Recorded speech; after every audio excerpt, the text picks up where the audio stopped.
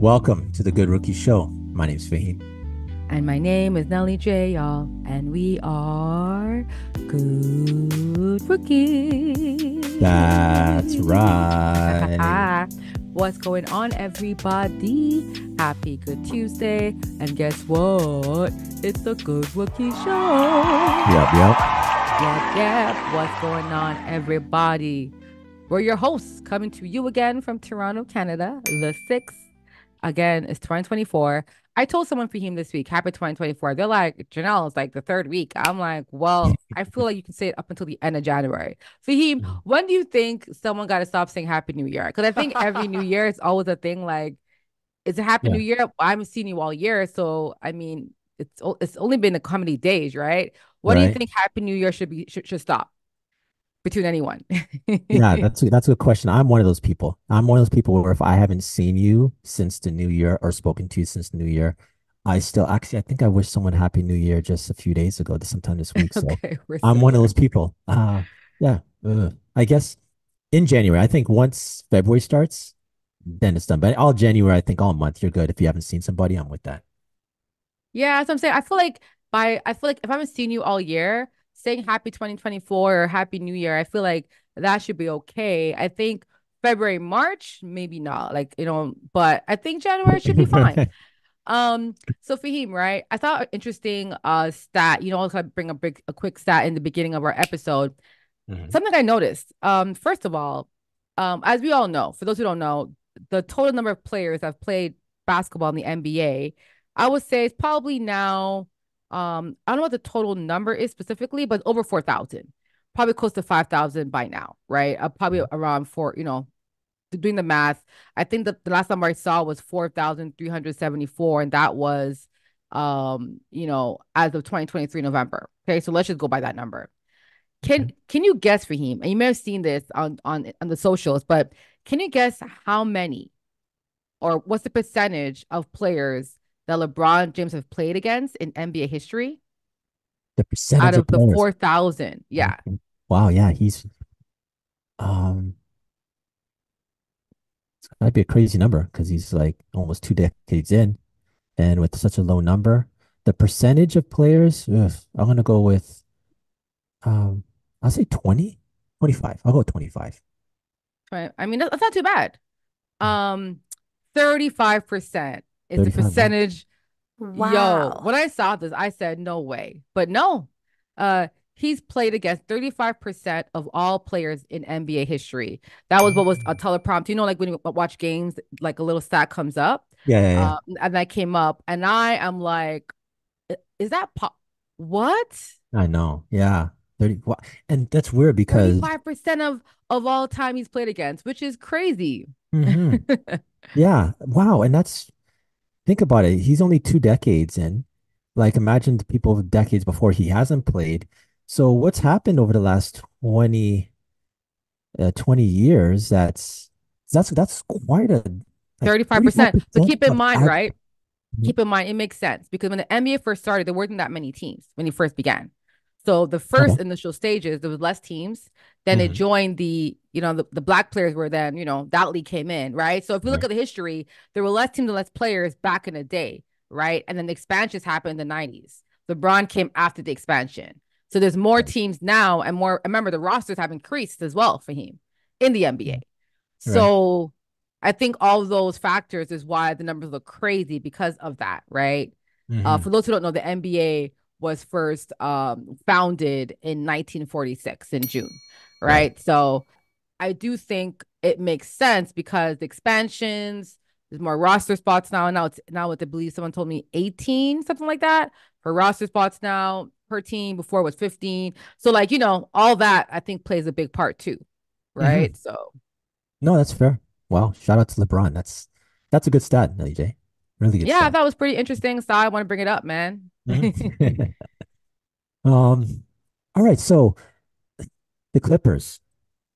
Wow. They've just built, or actually, it's under construction, Hmm. of their new 2 billion with a B, $2 billion arena.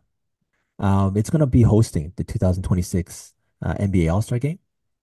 Um, this stadium, it's by obviously Microsoft, one of the founders of Microsoft, Steve Ballmer.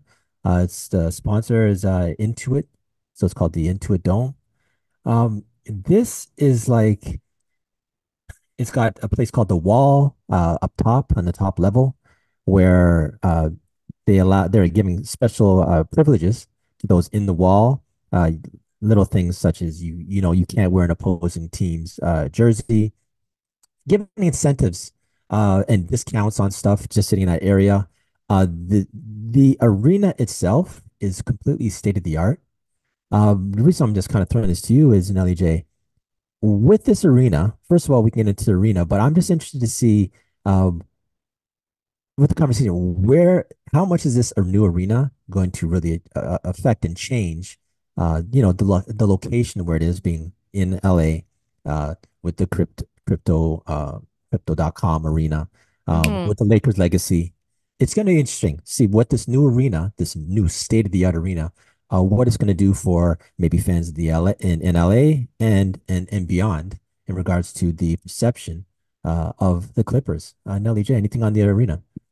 Yeah, yeah, I saw the wall concept. I like that. I think the Yeah. Raptors should also have that too. Like if you're sitting in a certain section, this is Hmm. restriction. I think it gives the real fans the best incentives, to be honest. Like, Right. hello, this is our home. Yeah. We should have that type of like restrictiveness, but they do have their own Clippers resale app that's only for fans. So I think if you saw that, I think the wall it can only be resold at a Clippers. I forgot what the term was, but they had like a Clippers thing where the tickets, the guarantee goes to a Clipper fan, it has to be resold on a platform that's only for Clippers fans. So that way they can ensure, right? Hmm. If you buy a ticket in the wall, it's going to be I think the purchase of tickets will be in a separate section or separate app. And then to resell, it has to be resold to ensure that only fans, right? And I get that, right? The quality. But I also think they should add like if a non-fan does join it and they're wearing a non-jersey, we have the right to remove you. I think they got to put something like that because, hey, Right. people will Huh. try. Nonetheless, Hmm. though, I think it's a great idea. I mean, to be honest, I don't think it's anything really crazy because we saw it in New York first. The Barclays Center was built. Everyone thought it wasn't going to work out. Everyone thought Madison Square, oh my gosh, that's the mecca of basketball, blah, blah, blah. It's been fine. The Barclays Center was built. I think the only thing is that it gentrified that area in Brooklyn. So a Hmm. lot of people that were living there rent increased, property taxes increased, everything increased, right? Hmm. And it's different now. It's a different area. And people I know that are from Brooklyn, they talk about how much that section area and how Brooklyn has changed so much because of that. So yes, I don't know if it's going to benefit those who already own properties there or who are renting there. If it might increase the value, but then you know how that happens for him. It will gentrify the area, right? Right. For So sure. that's a concern that I have, and I'm hoping California and the lawmakers there are ensuring that people who are living there won't be forced out of their homes or forced to pay crazy amount of numbers because there's a new arena there, right? Because a lot of time what happens is that you want higher clientele, so you kind of are forcing, like the real estate might change a little bit and the people Hmm. you see around there might change a little bit. So I'm all for it though. I think the Clippers, I feel like, man, I don't think if like for them to play in the home of another, I guess like those arenas aren't owned by the teams. I realize that it's owned by like the city, but I'm happy that this is going to be owned, I think, by the team, right? Is it owned by the team? Do you know? Is Bomber owning it or is it the city building a second arena and they're renting it out? Do you know who's going to be ownership? On something here. It says that AECOM and Hunt and Turner are working as a joint venture in serving as What? construction manager of the 2 billion facility. Hmm. Um, and the goal is to help it to contribute positively, uh, and to a climate positive environment. Hmm. Nice. And the Clippers are also going to partner with Aspiration to have the arena to be fully electric through batteries and solar power with Nice. enough on-site energy storage to power a basketball game. So Hmm. this was reported by USA Today. Hmm. Um so yeah, so that's interesting. So it looks like here, the $2 billion, it's privately financed in Inglewood, Mhm. and it says by a labor of love by the current owner, which is Steve Ballmer. Hmm. Wow. Wow. Now, but I just want to double check that because when I typed in IntuitDome, um, it says here Murphy's Bowl LLC. So I'm not sure. Maybe that might be leaning toward maybe the development, but it's There was a dispute with the Madison Square Garden Company, owners of Kia Forum, the Lakers' former home arena, and sought to block its construction. So essentially, the owners of Kia Forum, which is the Lakers' former home arena, they were trying to block construction of this, right. which is Okay. wild to me. So Hmm. clearly, maybe people put, listen, Fahim, clearly there was a bid happening for this dome, right? Yeah. And rich people obviously were trying to get this bid. Hmm. And however, whoever won the bid. But there were lawsuits to try to prevent from this from happening, like quite a bit. So this is nuts. But yeah, like me looking up ownership, there's no name. Yeah. So So I but just got actually, three. you're right. You're right. Actually, I'm sorry. You're right, Fahim. uh, I'm seeing it now. Murphy's Bowl LLC. The Right. question is, listen, I ain't trying to go into it deep because me not knowing the business of people that money. But Murphy's LLC, it could be owned by multiple people, right? Which Hmm. is fine. But it seems like they're a company that is the developer of Inglewood Developer. Basketball and Entertainment Yeah. Center. And I'm sure it's probably, multiple people, right, Right. that are Because invested in that company. I I'll see leave it at that. Yeah. I'm not yeah, good many at this reports ownership here. stuff. Yeah. Many reports here are stating that it's privately financed Yeah. That's by pretty Steve Ballmer. interesting because you rarely And see privately financed domes, right? Like, right. rarely But see like that. so Ballmer, do you have any idea what his net worth is? Just real quick. Oh, I know it's probably like almost in the trillions. I'm trying to think. Well, yeah, it's a You go uh ahead. yeah, I'll tell you. It's 115 billion. Wow, that's a lot of freaking money. So yeah, for him to Lord. yeah, for him to He could afford it. especially yeah, especially when he's talking about a labor of love, Yeah. uh yeah, for him it's probably nothing to drop that, and it wouldn't be really a surprise, just the fact that what he's done in regards to going over the cap to get star players. He's all in with this ownership. He's kind of like the new Mark Cuban, we'll say, Or it so. could be the owner or how the owner is for the Cowboys. He Oh, had a rough Jerry Jones. weekend. Right. Ooh. Yeah, yeah, yeah, But yeah, he's no been too doubt. involved though. I feel like Bomber's probably not involved. He's like, hey, y'all have y'all enjoy it. But Mhm. nah, Yeah. man. And listen, Bomber's from Detroit. You know what I'm saying? Detroit kid.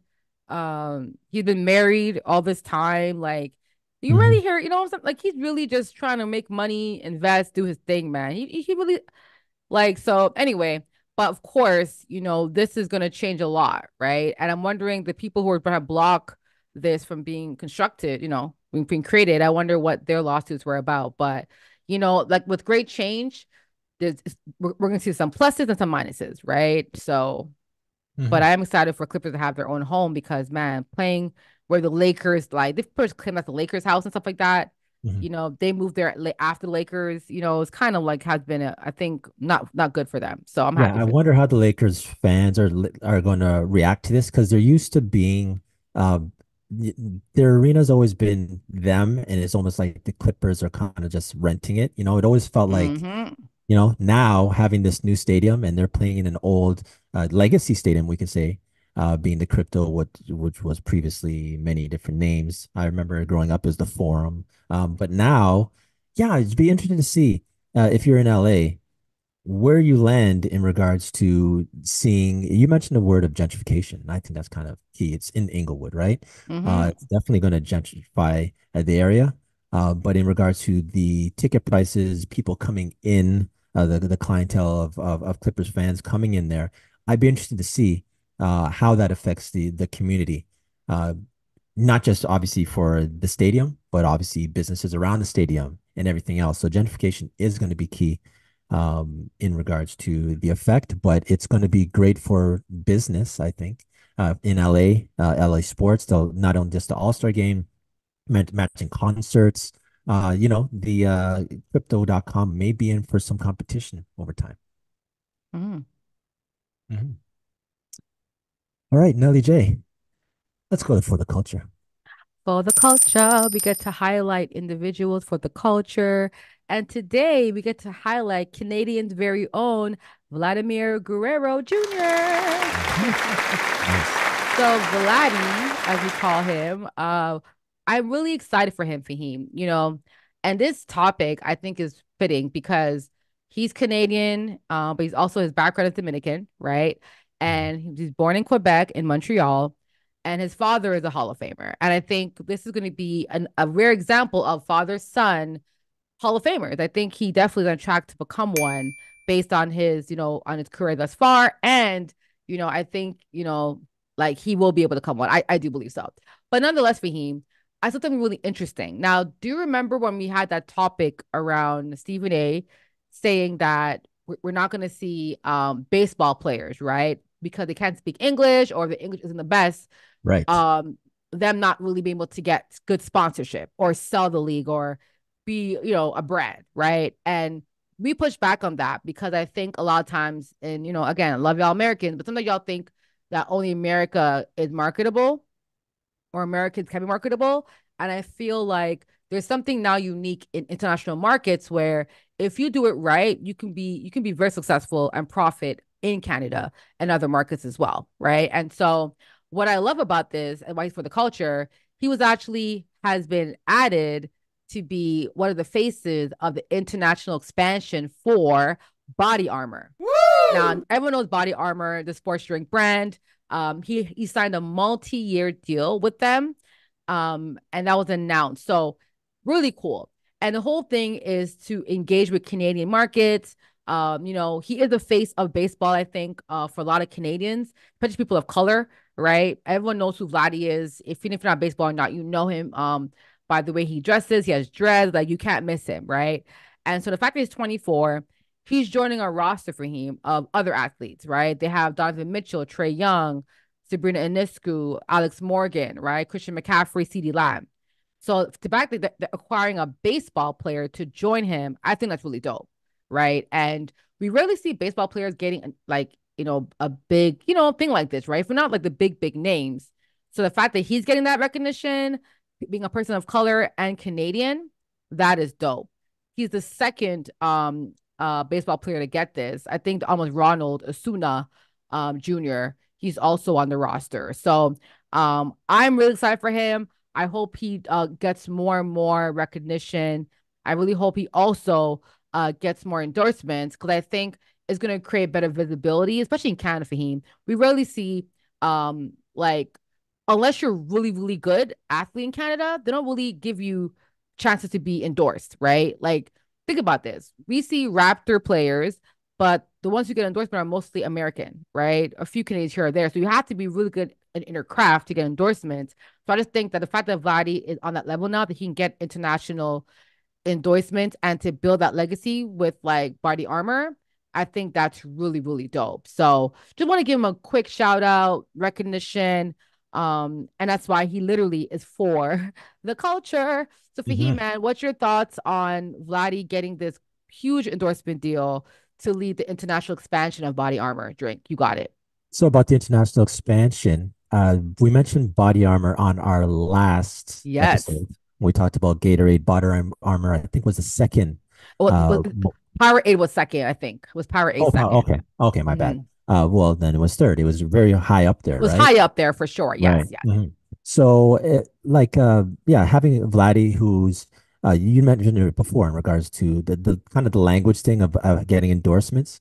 I think it's great because not only is Vladdy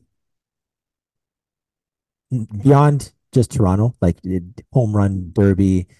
He's somebody, even if you go to MLB, the channel, they are very high on him of being a Toronto superstar for baseball. So if you think, I think they chose obviously the right one. Mm-hmm. I remember when Jose Bautista, when he was here, and he was there's a local. I don't know if it's local, but it's Booster Juice, which is pretty big in the Toronto area for sure. I'm not sure how far. Do you know how far out Booster's Juice expands, Nelly J? Is it nationwide?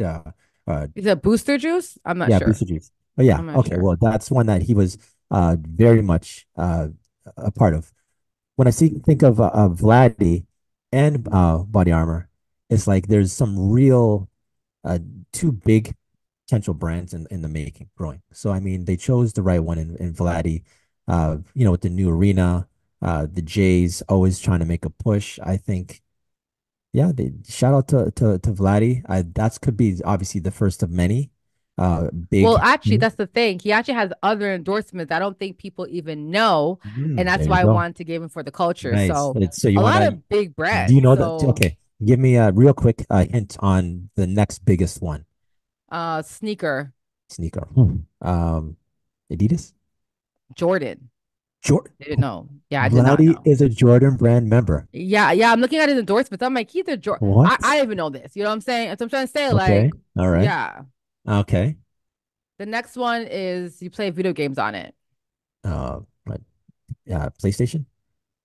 Xbox. Oh, I'm way off. Okay.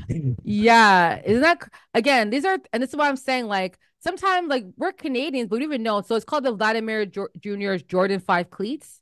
For those who don't Okay. know, yeah, people. Nice. So he signed with Jordan Brand in 2021, and that year he won like what's different like all the awards that year, Hmm. that Hmm. season. So yeah, the Vladdy Jr.'s Jordan 5 cleats, they came out in 2023.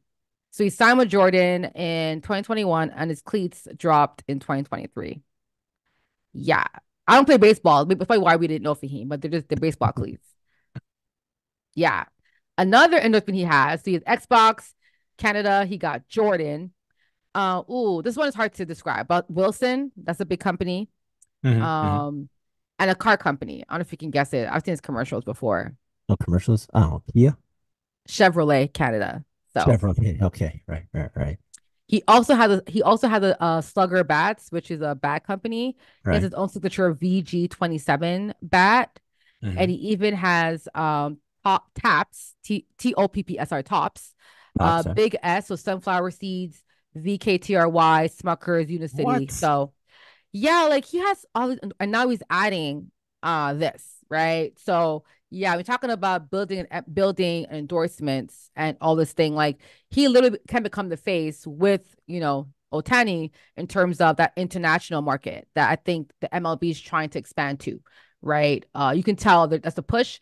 So with these endorsement brands, man, I mean, only have one baseball team in Canada. So like basketball. So who knows? Hmm. Maybe they can expand to another Canadian team if possible. But baseball, they got to do a little bit more changes to kind of increase their expansions. But yeah, it's pretty dope. Wow. So I guess I'll land with this. I'm hoping that so he had all these endorsements that we were not aware of. I'm hoping that Body Armor, uh, maybe I don't know if it's us or the people who are doing it, but I think Body Armor should ensure that the masses are understood that he's their face, He's the unlike face. the other ones that kind of went Mhm. below the radar, surprisingly. Yeah, Mhm. didn't know. All right, Nelly J, let's go to our last segment. That's absurd. That's absurd. Fahim, bro, what was absurd this week? What was absurd? The Buffalo Bills. I've never seen this before. Well, actually, it's happened, but it's absurd that it has to happen. The Buffalo Bills play outdoor, and they had incentives for fans before their game to go and shovel the stadium before the game. Before their playoff game, not a game. Their Yes, playoff before their wild playoff card game. weekend game, not just any game. Yeah. Right. Before a playoff game went in, had incentives for fans to go in and shovel. Absurd. Absurd. But the incentive was a $20, some kind of cheap thing or a free ticket. What was it for him? What's the incentive? Do you Inside. remember? No, Because they had an incentive. I think it was like either a free ticket or some type of monetary. I don't know what it was. hmm But to your point, I think it's absurd. And here's why. Okay. I do look for how much they were trying to, pay back this free labor. I call it free labor. Um, Number one, Fahim, the city of Buffalo. I have a question for y'all. hmm You guys are on the snow belt. Your stadium is outside. Yeah. It's been outside for a very long time. It's been outside since the inception of the team. Okay.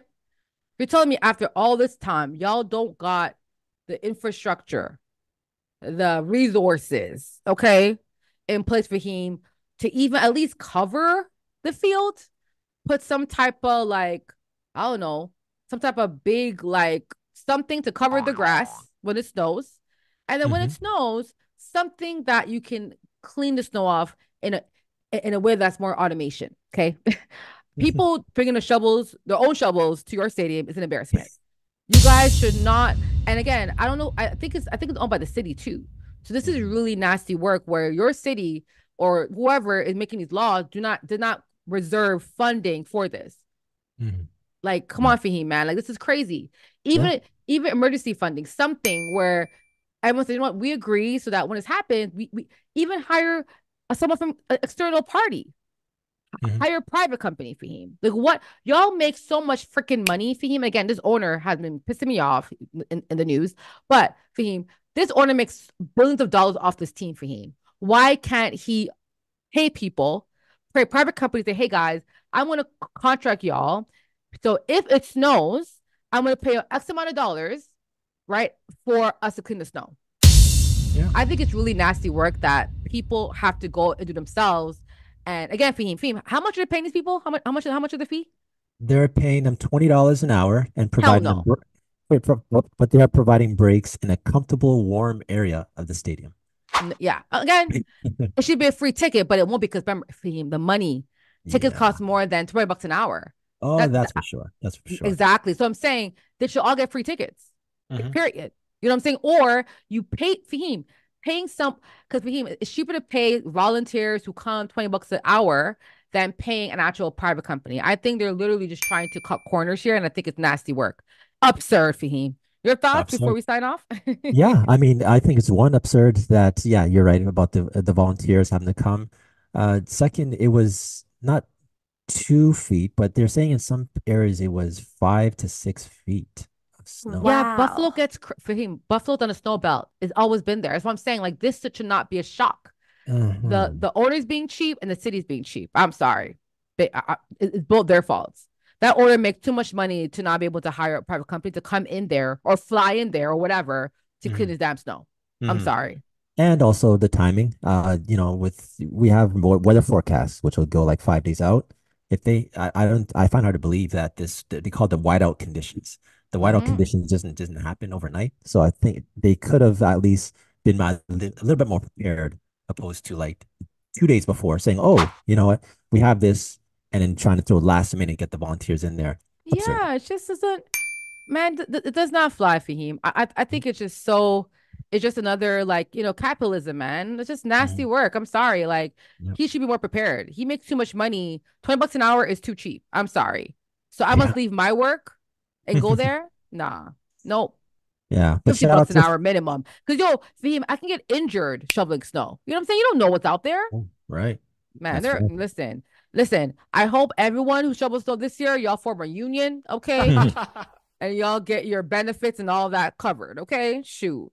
Shout That's out to nuts. anyone, all the fans that did make it out there Yeah, and did it. man. Shout out to the fans But you for know what? you are a Exactly. The real one. fans who are doing this, big up to y'all. Woo! You guys should literally get tickets, at least 5 tickets for next year's season game. Five. Mhm. For real, for real. Because For real, y'all for didn't real. have to go out there in the snow. You guys are truly, I admire all y'all for Mhm. going out there and doing it. So I respect Mhm. you guys, but I don't respect your owner and the city for not making sure that this is done. All right, Nelly J, let's put this episode in the books. Hey, that's the Good Rookie Show. Mhm.